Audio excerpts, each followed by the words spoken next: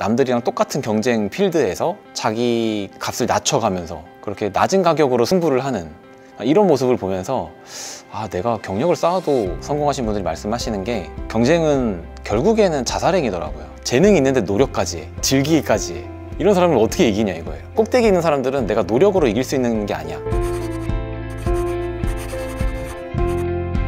오늘은 경쟁은 싫은데 성공하고 싶은 사람들을 위한 내용이에요. 저도 사실 원래 경쟁을 되게 싫어하는 성격이거든요. 게임할 때도 막 친구랑 싸워야 되는 이런 거 별로 안 좋아했어요. 그냥 같이 힘을 합쳐서 모험하는 막 이런 거를 더. 근데 사회에서는 성공하려면 경쟁에서 이겨야 된다고. 그리고 학교에서 배울 때도 항상 경쟁 사회에서 일렬로 줄을 세워놓고 누군가는 이기고 누군가는 지고 이런 경쟁에서 이겨야 된다. 그리고 성공하려면 누군가보다 더 잘 나야 되고 밟고 앞서가야 성공한다. 그렇게 항상 배워왔잖아요. 친구들도 결국엔 다 경쟁자다. 이기적으로 남을 밟고 앞서 나갈 수 있을 정도로 독한 마음? 그런 게 있어야 성공을 한다. 이렇게 늘 배워왔단 말이에요. 근데 제가 프리랜서 디자이너 할 때 보면은 디자이너들이 모여있는 이 시장이 경쟁이라는 게 정말 피 튀기더라고요. 이때 좀 미래가 안 그려진다라고 느꼈던 게 나보다 10년, 20년 앞선 선배님들도 똑같이 그런 경쟁 가운데 있는 분들이 많은 거예요. 경력은 많은데 아직도 뭔가 남들이랑 똑같은 경쟁 필드에서 자기 값을 낮춰가면서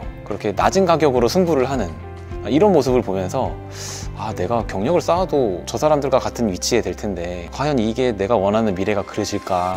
그래서 경쟁에서 값을 낮춰서 상대방으로부터 일을 따내려고 하다 보니까 결국에는 수익성이 낮아지고, 수익성이 낮아지니까 일을 더 해야 되고, 일을 더 해야 되니까 많이 벌려면 결국에는 일의 노예가 되는 이런 상황이 벌어지더라고요. 근데 제가 퇴사하고 독립해서 이제 사업을 배워보니까 마케팅, 비즈니스 이런 쪽에서 성공하신 분들이 말씀하시는 게 경쟁은 결국에는 자살행위더라고요. 그러니까 유명한 책들에서 말씀하시는 걸 보면은 큰 시장에서 다 같이 죽지 말고 나만의 보랏빛 수영장을 개척해야 된다라는 메시지가 마케팅이다, 보랏빛 쏟아온다, 이런 세스 고딘 책에서 이야기하는 내용이고, 경쟁은 존팽이나 하는 짓이다 라고 써있는 게 10배 법칙이라는 책에서 그랜트 카돈 아저씨가 하신 이야기고, 경쟁에서 수익은 0에 수렴한다, 경쟁 말고 독점하라, 제로 투 원이라는 책에서 피터 틸이라는 분이 말씀하신 내용이거든요. 그러니까 저도 계속 공부하면 공부할수록 경쟁이 아니라 나만의 길을 가야 된다라고 다 이야기를 하는데 막상 그거를 실천하고 있는 사람이 많지 않더라고요. 게다가 저도 처음 사업 세미나를 들었을 때도 경쟁이 많은 시장에 들어가서 큰 시장에서 조금만 내가 뺏어와도 파이 자체가 크기 때문에 그게 훨씬 쉽다 이렇게 배웠었거든요. 근데 그게 꼭 옳은 것만은 아닌 것 같더라고요. 그래서 저는 디자이너 때도 그런 극심한 경쟁의 사회를 보다 보니까 이게 디자이너들의 고질적인 문제구나 라고 생각을 했는데, 막상 사업을 해보니까 디자이너만 그런 게 아니더라고요. 다른 전문 업종에 있는 분들도 그 업종 안에서, 그 시장 안에서 다들 막 경쟁하면서 제살 깎아먹기 하면서 가격을 낮추면서 서로가 적이 되는 그런 상황이 너무 많이 발생을 해가지고 왜 이렇게 다를까, 현실과 이상이 다를까, 경쟁에서 자유로운 사람의 특징이 뭘까, 이걸 한번 고민을 해봤거든요. 두 가지가 있는 것 같은데, 하나는 실력이 압도적이든지 아니면 뭔가 콘텐츠로 브랜딩이 돼 있던지. 첫 번째, 압도적인 실력을 가진 사람은 말 그대로 그 경쟁 시장에서 꼭대기에 있는 사람인 거예요. 누가 봐도 1등. 이 사람은 누가 대빌 수가 없는 거죠. 이런 사람처럼 될 수 있느냐, 이거는 좀 현실적으로 불가능한 것 같더라고요. 그러니까 어디에나 재능이 있는 사람이 있잖아요. 재능 있는 사람을 평범한 사람이 따라가기가 힘든데 재능이 있는데 노력까지 해, 즐기기까지 해. 이런 사람을 어떻게 이기냐 이거예요. 그러니까 그런 진짜 꼭대기에 있는 사람들은 내가 노력으로 이길 수 있는 게 아니야. 저런 사람처럼 될 수가 없어. 그리고 두 번째로는 콘텐츠로 브랜딩이 돼 있는 사람들은 뭔가 자기만의 특색이 있더라고요. 자기만의 콘텐츠를 통해서 자기의 색깔, 자기의 이야기, 경험, 그런 요소들에서 나오는 차별화, 이런 걸 통해서 브랜드가 나와 있기 때문에 경쟁에서 자유롭더라고요. 그래서 제가 봤을 때 이런 극심한 경쟁 사회에서 뭔가 살아남을 수 있는 방법은 재능 있는 사람들처럼 꼭대기로 가는 게 아니라, 더 나으려고 하는 게 아니라 다른 길을 가야 되는구나. 다른 길을 간다는 거는 꼭 뭔가 내가 발명왕이 되어서 세상에 없는 걸 막 만들어내고 막 이런 게 아니라, 사실 그것도 사실 현실적으로 힘들잖아요. 뭔가 다른 속성을 넣어서 남들과 구분될 수 있는 브랜딩을 똑똑하게 하는 게 유일한 현실적인 대안이더라고요. 그래서 브랜딩이 중요하고, 브랜딩이 되려면 컨텐츠가 중요하다. 컨텐츠가 나오려면 단순히 그냥 어디서 들었더라, 아니면 남의 이야기 막 가져온 것에서 그치는 게 아니라 내 이야기, 내 의견, 내 생각, 내 철학, 내 가치관, 이게 들어간 컨텐츠로 브랜딩하는 길만이 경쟁에서 살아남을 수 있는 방법이구나, 이거를 꼭 말씀을 드리고 싶어요. 컨텐츠는 컨텐츠 하는데 사실 뭐 나만의 컨텐츠 뭐 이런 것들을 만드는 게 어렵게 생각하시는 분들은 어려울 수도 있거든요.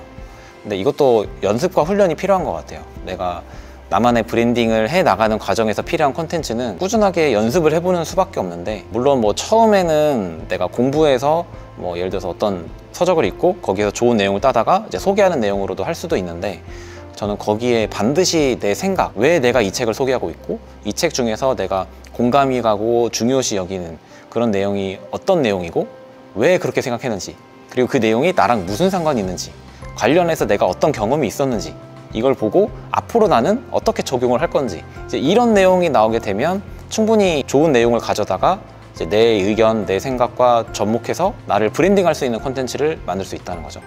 그래서 이게 뭐 채널이야 SNS에서 인스타가 됐건 블로그가 됐건 유튜브가 됐건 뭐 그 채널의 특색에 맞게 운영을 하면 되지만, 어쨌건 기본적으로 이 경쟁 사회에서 중요한 거는, 물론 실력도 중요하죠. 기본적으로 기본기는 있어야 되지만 실력만 가지고 뭐 기술만 가지고 압도적으로 막 다른 사람들이 이기려고 하는 건 어딘가에는 나보다 더 잘하는 사람이 있어요. 내가 세상에서 제일 잘할 수 있는 게 아니라면 실력으로 승부한다는 거는 현실적으로 어렵다는 거죠. 지금은 이제 온라인으로 전 세계가 무대가 됐기 때문에, 심지어는 회사들도 뭐 동남아 어디 뭐 인력 싼 데에서 그 사람들한테 일 맡겨가지고 싸게 일 받아다가 처리해버리기도 한단 말이에요. 그럼 내가 그냥 가격 낮춰서도 정말 비교가 될 수 없는 데에서 갖다 쓰는 사람들이랑 어떻게 내가 가격으로 이기겠어요. 그리고 아니면 대기업 같은 경우에는 그냥 물량으로 때려버리니까 가격을 낮출 수가 있는 거니까. 아니면 뭐 실력적으로는 전 세계에서 내가 1등이 될 게 아니라면 남들보다 나은 걸로 승부를 하는 게 아니라 다른 걸로 승부를 해야 된다. 근데 다른 거는 뭐 정말 뭐 발명품을 만드는 게 아니라 그냥 나라는 사람의 고유 속성을 넣는 거예요. 내가 살아온 과정, 내가 느꼈던 거, 내 생각, 내가 중요시 여기는 가치관, 이런 것들은 나밖에 없는 거잖아요. 나니까.